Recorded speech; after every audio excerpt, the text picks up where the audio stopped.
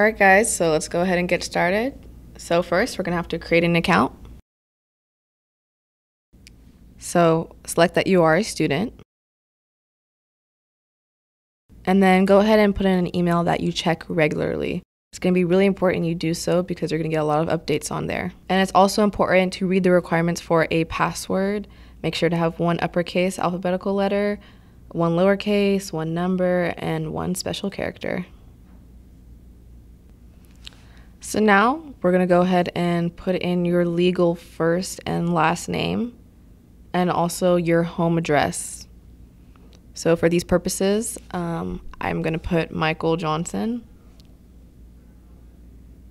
And we're just going to put Inderkum's address for his home.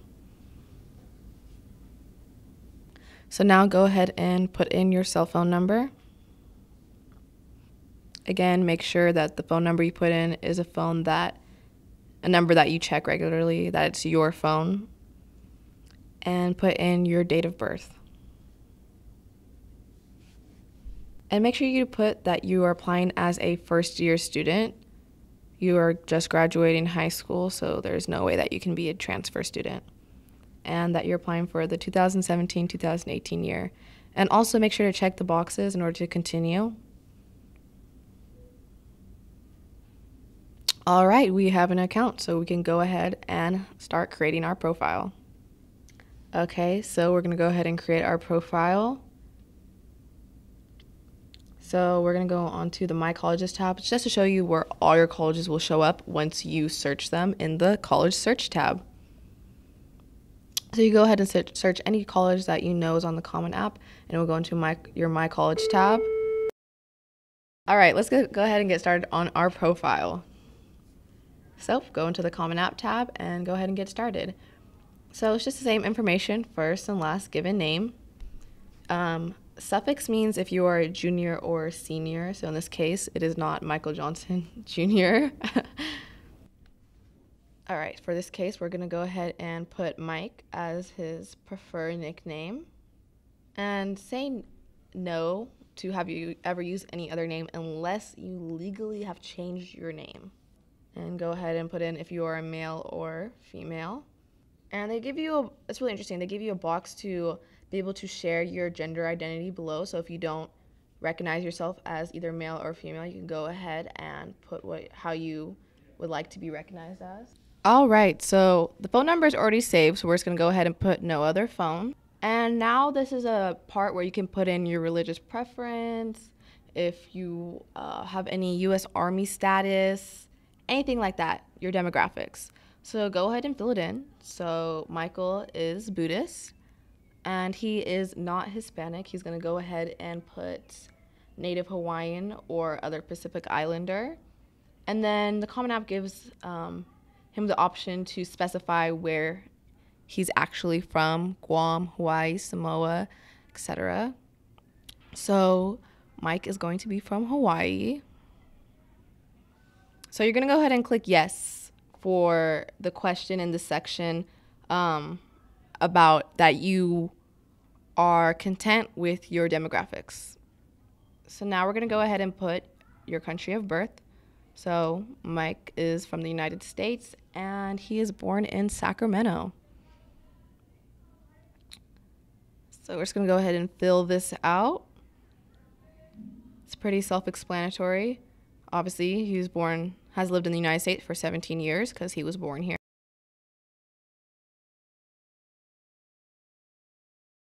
And number of languages you're proficient in, it gives you the option to specify which language and if it was your first language. And do you read, write, speak it at home? So you go ahead and fill that out.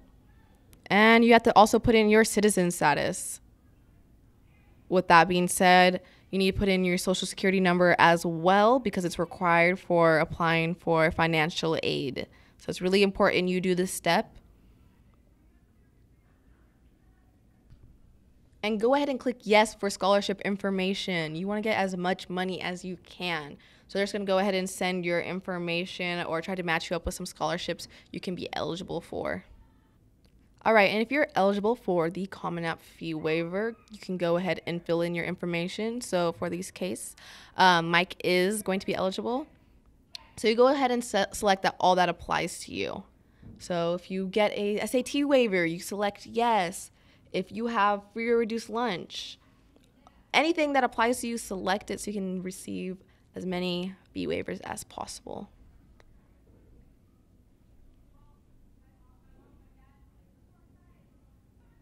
You're going to go ahead and have to give this to your counselor so they can do a digital signature and sign off that you indeed get a fee waiver. It's really important to make sure you talk to your counselor about this. And select yes for receiving more information from Strive for College. This again is just linking you up with different people that can help you out. So now we're going to go ahead and talk about our household. So you need to put in your parents' information, if they're married, not married, who do you live with. Colleges really want to know what's going on in your life. And again, we're circling View Family Tutorial. On all the tabs, there is a tutorial for if you have any further questions. It'll go through step by step each tab and the steps you need to take to complete your common application. So if you have any questions, go ahead and click that. It will say view, for example, view profile tutorial. So now we're going to go ahead and finish filling in the family information. So Mike's parents are married and he lives with both parents. So he's going to go ahead and fill that in. And Mike does not have any children, so you click no. So now you need to put in your parents' information. So parent 1, he decided to do his mother first. You need to put in if your parent is alive. So in this case, his mother is living. And she is a Mrs.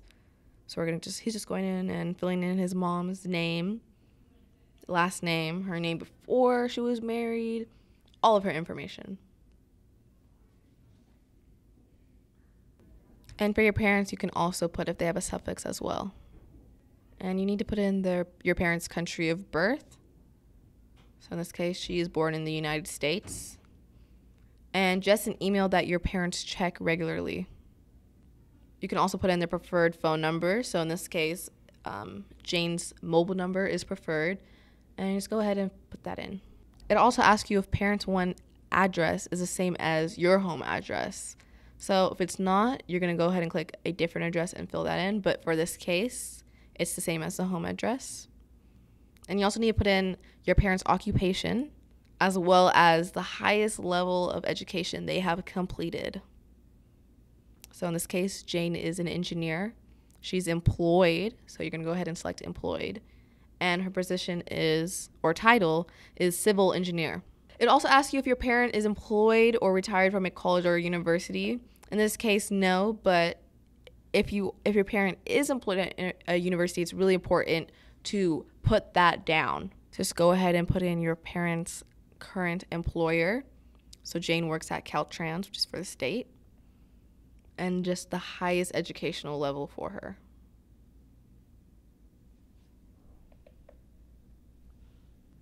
And go ahead and also insert the number of colleges that your parent has been to. So in this case, she's been to 1, and then you're going to go ahead and click Find College and search up the college that your parent has been to. So in this case, she went to Sacramento City College. So you're just going to go ahead and click that. And then click Continue. So now they know the college that she's been to.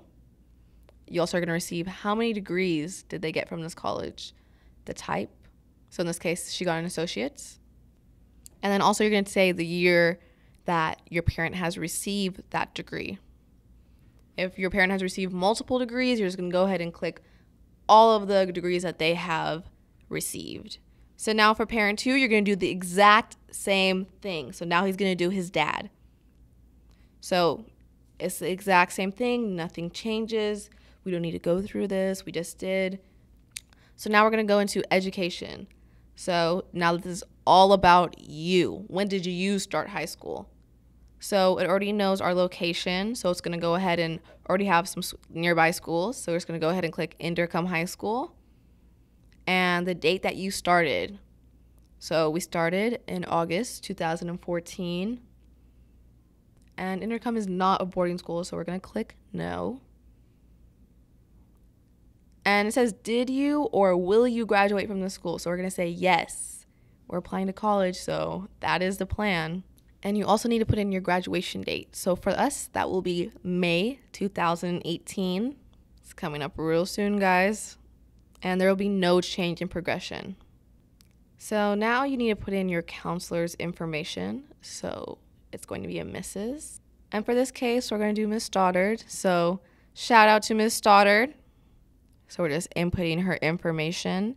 If you have any questions about your counselor's information, you don't know their first, last name, their email, anything like that, you can go ahead and go onto your school website. There should be a counselor's tab. That should answer any questions for you. Or if not, you can go ahead and actually go to your counselor and they can help you input this. So it's really important to put in your counselor's email and phone number. It's pretty self-explanatory. Other secondary schools, if you've been to different schools, you can go ahead and click that. And it'll pop up, as you can see. And you have to put in why you left that school. It's really important. All right, so now it gives you a preview, or I guess review, of what we have filled out so far. So that's when you can just go ahead and check if the information's correct. And then there's that edit button that you can click to edit any of that information. So it talks about the colleges and universities you want to go to, your grades, your current most recent year courses, any honors classes you've taken, or community-based organizations. You'll also need to talk about your future plans.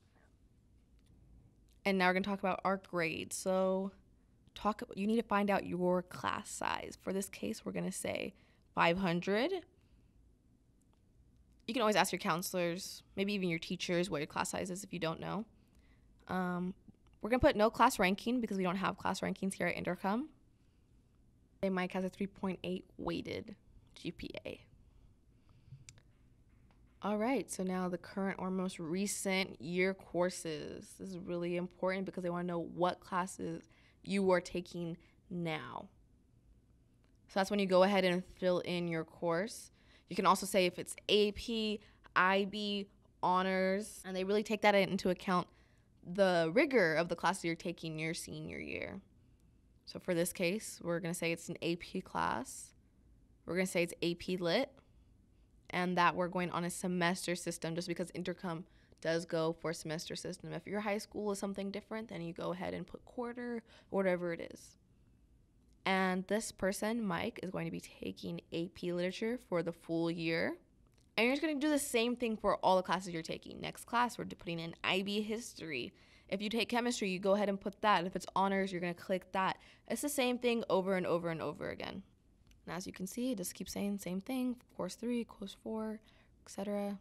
So now for testing. We're going to go ahead and click yes for you would like to self-report any tests you've taken.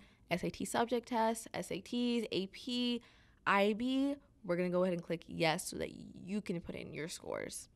So for this case, we're going to put the SAT, and that Mike took it after March 16th.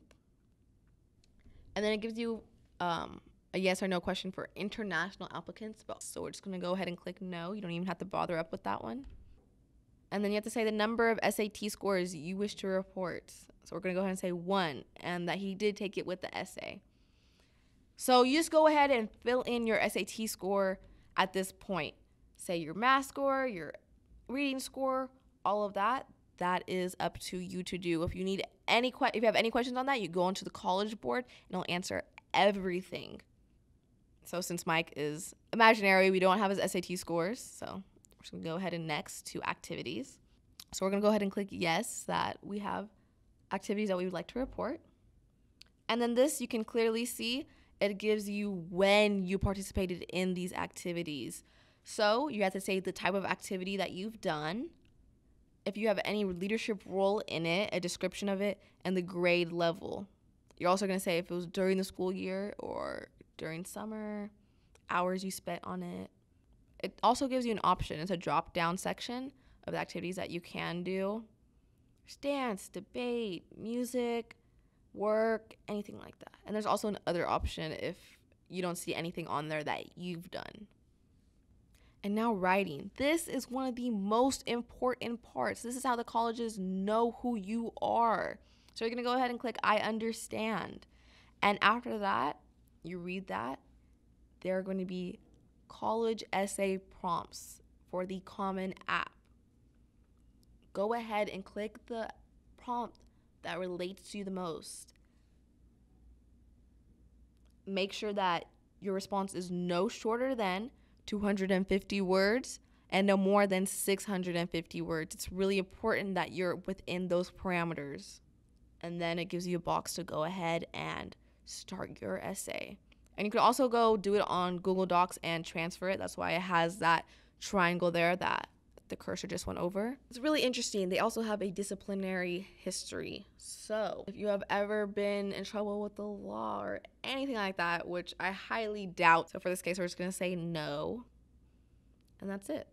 You can go ahead and say no, nothing else. And we're going to go into additional information.